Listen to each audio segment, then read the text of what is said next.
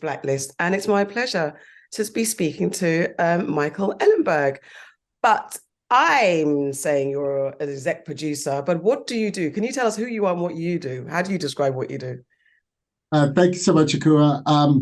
Yeah, I'm the CEO of Media Res and executive producer of I'm A Virgo. So we're the lead. We're both the studio and the lead production company on the show. So that means in partnership with Boots, we oversee production, development, casting, but working really intimately when it's an artist like Boots. We're his partner to help him pull off this masterful vision and kind of make everything help him make everything that's impossible about it possible. I think that's our mission when you're working with an artist like Boots.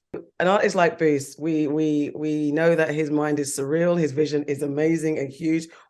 How did this story find you, come across your slate, and why was it the project that you were like, yeah, we want to get our hands into this? We live in a world of 500 shows just in America. Like, we live in an era of volume and so much noise and distractions. So you're always trying to find something that's unique, distinctive, immersive, that challenges an audience but also entertains them.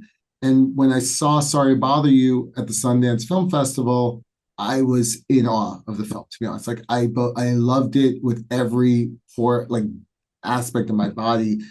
It's hilarious, it's political, it's bold, it's unapologetic. It goes for it. Like, there's no limits.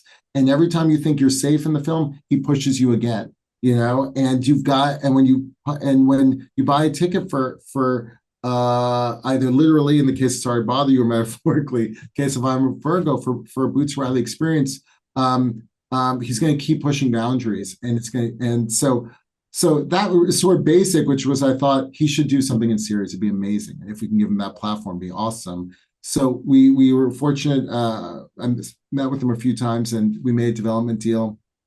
And then he pitched this idea. This was the first idea, to do a story about a 13-foot tall young man who leaves his house for the first time, basically on his 19th birthday. And it was both wondrous and a coming of age story, but it was also a deconstruction, let's say, of the superhero stories we live in. A very unique meaning for him as an African American, and what it means to be a young Black man in America coming of age, which is you're both admired and looked up to, and you're looked down to simultaneously. So it had really unique things to say about the Black experience here.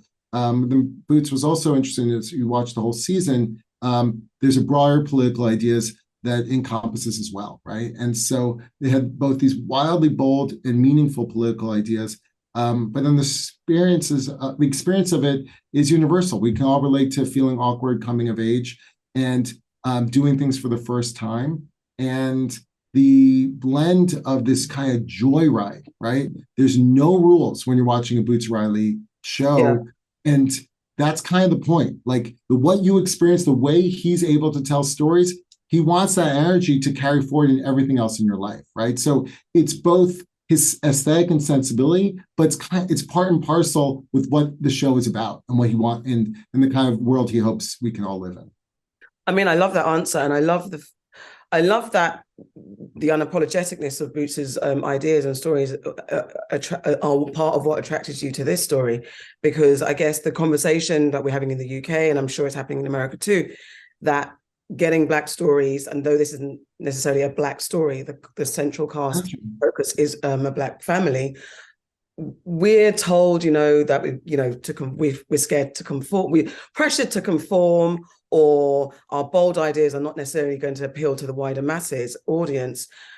But what is it that the fact that you said that this kind of unapologetic story was attractive to you, is this the kind of advice you'd give to anyone Black or from a minority group who's fearful of telling their authentic story, that actually go for it? It doesn't matter what, there's a bit of a convoluted question, but I get what you're saying. Look, I'm white, so like, it's whatever I say to minorities about how they should tell their stories, like they should take with a grain of salt. All I can speak to is why this one worked. So rather than be general, which is they're big ideas here. What's very powerful about Boots as a storyteller, I think, is relevant to all storytellers, regardless of their background.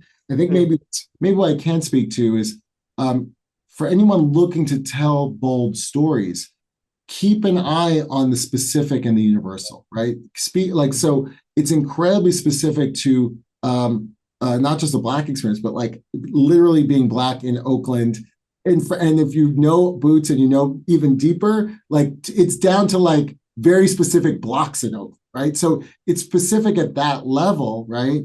But it's keeping an eye on much bigger ideas as well, right? So there's the two are always, they're never very far apart from each other in the show. So if you're keying into it on those in that way, great. But you can also experience this, the politics of the show aren't particularly hidden.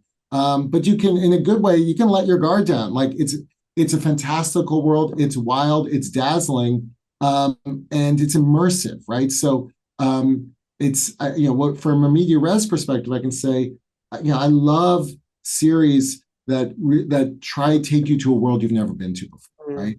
And so if you're able to do that, people will open their mind up to a lot of things that they might not otherwise be open to, And so all of a sudden, you're in wildly radical things by the end of this season, and I think the audience is going to be cheering those things on, And I think that's exciting, and it's paradigm shifting, and it sort of plants a seed in people, and you don't know how that seed will take root.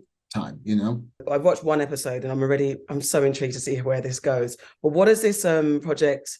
How's it kind of not changed you? That's a bit dramatic, but what impact has it left on you as someone who wants to tell stories and put stories out there? What is this project? How has it resonated with you personally? That's a good question. Well, I'll be really personal. I've my children are 15 and 11, and are African American, and they really, they're sweet. I love them. They love me, but I don't know they've ever cared much about anything I've been making. And so it's the first time I can see in their eyes when they watch the trailer, when they watch the material, they looking in and they're like, "What's that?" Right? They want to see it. So I think for me, it's probably the excitement of making something that's as bold and distinct as anything else I've worked on, but really is younger, and I think speaks to it's open for everyone, all audiences, but it captures a kind of optimistic, youthful energy that I think I could use more of. I think they could use more of, and so I hope So for me, it's my takeaway is